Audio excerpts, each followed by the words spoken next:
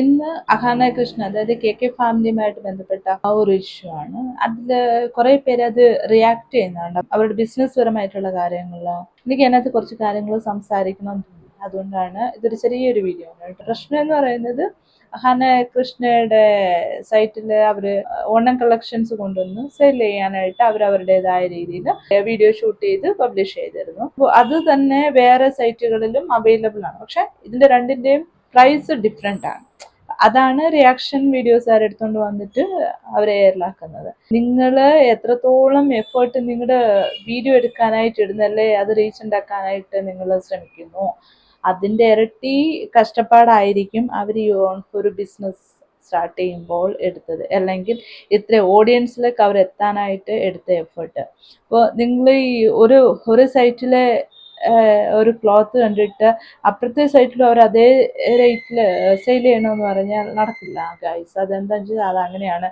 ഇപ്പം നമുക്ക് തന്നെ പല മീഷോ, ഫ്ലിപ്കാർട്ട് അതിൽ നിന്നൊക്കെയും ചില സാധനങ്ങളൊക്കെ ഡിഫറെൻറ്റ് പ്രൈസിലാണ് സെയിൽ ചെയ്യുന്നത്. എന്നുവരും നിങ്ങൾ അവരുടെ അടുത്ത് പോയിട്ട് സൈറ്റുകളൊക്കെ റിയാക്ഷൻ ചെയ്യുമില്ലല്ലോ. എന്ന് പറഞ്ഞതുപോലെ ഇവര് സാരി അതിൻ്റെ റേറ്റ് എന്തോ 7,000 സംതിങ് എന്തോ ആണ്. എന്നാൽ ആ സെയിം സാരി വേറെ ഒരു സൈറ്റിൽ സെയിൽ ചെയ്യുന്നു, അത് റേറ്റ് കുറവാണ്, അതിലെന്തോ 2,000 സംതിങ് ഉണ്ടായിരുന്നുള്ളൂ, ഇവർക്ക് റേറ്റ് കൂടുതലാണ് എന്ന് പറഞ്ഞിട്ടാണ് റിയാക്ഷൻ വീഡിയോസുകാർ വീഡിയോ ചെയ്യുന്നത്. ഗൈസ്, ഞാനെന്ന് പറഞ്ഞോട്ടെ, ഈ മെറ്റീരിയൽസിൽ വ്യത്യാസം വരുമ്പോൾ റേറ്റ് കൂടും, അത് സ്വാഭാവികമാണ്. നല്ല മെറ്റീരിയലുകൾ ഈ ക്ലോത്തിന്റെ ബേസിൽ മാത്രമല്ല, നമ്മൾ എന്തൊരു സാധനങ്ങളും നല്ലത് വേണമെങ്കിൽ നമുക്ക് ക്യാഷ് കൊടുക്കണം. ആ പ്രോഡക്റ്റിന്റെ ക്വാളിറ്റി അനുസരിച്ച് അതിന്റെ പ്രൈസിലും വ്യത്യാസം വരും. അത് നിങ്ങൾ ആദ്യം മനസ്സിലാക്കുക. ഇപ്പം ഇവർ പറയുന്നു ഈ സെയിം മെറ്റീരിയൽ ആണ്, സെയിം കളറാണ്, സെയിം അതാണ്, അങ്ങനത്തെ ഒക്കെ ഒരുപാട് കാര്യങ്ങൾ ഇവർ പറയുന്നുണ്ട്. അതില് ശരിക്കും പറഞ്ഞാൽ മെറ്റീരിയൽ ഓർഗൻസ എന്ന് പറയുന്ന ഒരു മെറ്റീരിയൽ ശരിയാണ്, രണ്ടിടത്തും യൂസ് ചെയ്തിരിക്കുന്ന മെറ്റീരിയൽ അല്ലെങ്കിൽ രണ്ടിടത്തും കാണിച്ചിരിക്കുന്ന മെറ്റീരിയൽ ഒന്നായിരിക്കും. പക്ഷെ അതിലും ഉണ്ട് ഡിഫറൻസ് കേട്ടോ.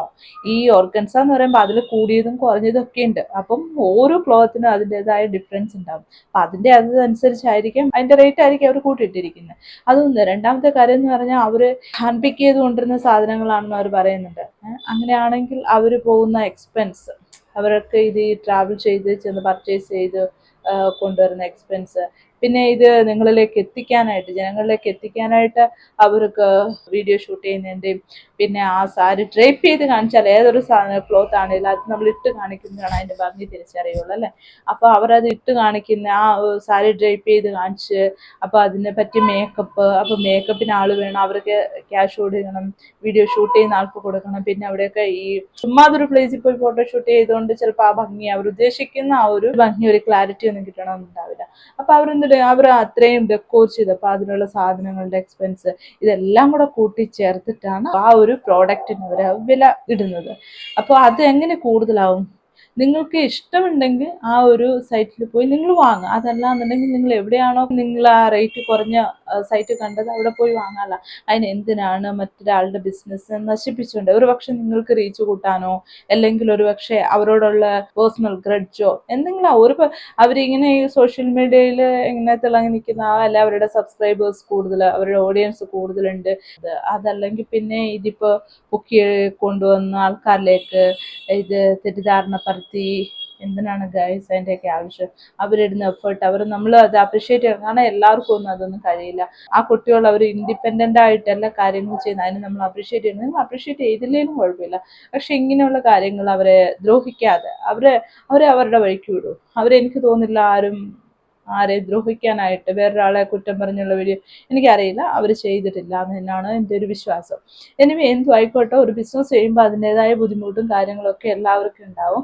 അവർ അത്ര എഫേർട്ട് ഇട്ടിട്ടാണ് ആ ബിസിനസ്, അല്ലെങ്കിൽ അവർ അത്രയും വ്യൂവേഴ്സൊക്കെ സബ്സ്ക്രൈബേഴ്സിനൊക്കെ ആക്കിയെടുത്ത് അവർ അത്രയും എഫേർട്ട് ഇട്ടിട്ടാവും. കാണുന്നവർക്ക് ഇതൊക്കെ ഒരു ഈസി വേ ആയിട്ട് തോന്നുന്നല്ലേ. നിങ്ങൾക്ക് ഇഷ്ടമുണ്ടെങ്കിൽ അവരുടെ സൈറ്റിൽ നിന്ന് വാങ്ങുക, ഇല്ലെങ്കിൽ നിങ്ങൾ വാങ്ങണ്ട. നിങ്ങൾക്ക് എവിടെയാണ് കംഫർട്ടബിൾ ആയിട്ട് നല്ല മെറ്റീരിയൽ അല്ലെങ്കിൽ അഫോർഡബിൾ റേറ്റിൽ കിട്ടും, നിങ്ങൾ അവിടുന്ന് വാങ്ങിച്ചു. അവരാരെയും വന്നിട്ട് എന്താ പറയുക ഫോഴ്സ് ചെയ്ത് അല്ലെങ്കിൽ ഭീഷണിപ്പെടുത്തി ആരോടും അവരുടെ സാധനങ്ങൾ വാങ്ങാൻ അവർ ആവശ്യപ്പെട്ടില്ല. അവരുടെ സാധനങ്ങൾ ആ ഒരു റേറ്റിൽ വാങ്ങാനായിട്ട് അവർക്ക് ആളുണ്ടെങ്കിൽ അവർ വിൽക്കുന്നതിന് എന്താണ് പ്രശ്നം? അവർ വിറ്റോട്ടെ, അതിനെന്തിനാണ് പ്രശ്നം നിങ്ങൾ ഉണ്ടാക്കുന്നത്? ചിലവർ അതിനകത്ത് ഗോൾഡുമായിട്ട് ബന്ധപ്പെടുത്തിയൊക്കെ പറയുന്നുണ്ട്. സി ഗൈസ്, അതിനകത്ത് എവിടെയാണ് 7,500 രൂപയ്ക്കൊക്കെ ഗോൾഡ് കിട്ടുക? തന്നെയല്ല, ഗോൾഡിന് ഒരേ റേറ്റ് ആയിരിക്കും. അത് കൂടുതൽ റേറ്റ് അതിൻ്റെ എന്താ പറയുക, മേക്കിംഗ് ചാർജിലാണ് വ്യത്യാസം. അല്ലാതെ ഗോൾഡിന്റെ വ്യത്യാസങ്ങളോ അല്ലെങ്കിൽ ഗോൾഡില് റേറ്റിന്റെ വ്യത്യാസങ്ങളോ ഒന്നും വരുത്താൻ പറ്റില്ല ഗൈസ്. അതും തുണിയും അല്ലെങ്കിൽ അതും ഈ ഡ്രസ് അല്ലെ ക്ലോത്തും ആയിട്ട് ബന്ധപ്പെടുത്തി സംസാരിക്കുക. എന്തിനാ അങ്ങനെയൊക്കെ? അതും ക്ലോത്തും തമ്മിൽ യാതൊരു ബന്ധമില്ല. അപ്പോൾ അങ്ങനെയുള്ള കാര്യങ്ങൾ ചെയ്യാതിരിക്കുക.